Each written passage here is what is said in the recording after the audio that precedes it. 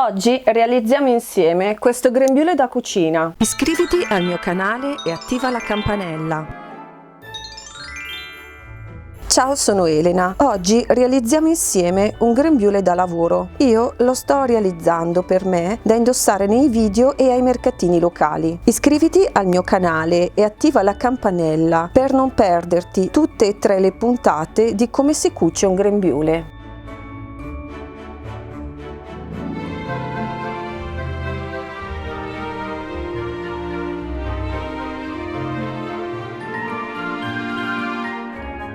Vi riporto le misure di una donna curvy. Tagliare due parti uguali del grembiule, altezza in alto 40 cm, la base sotto 60 cm e l'altezza totale del grembiule 80 cm. Fate poi un taglio un po' curvo come questo. Tagliare due fasce, altezza 10 cm e lunghezza 140 cm.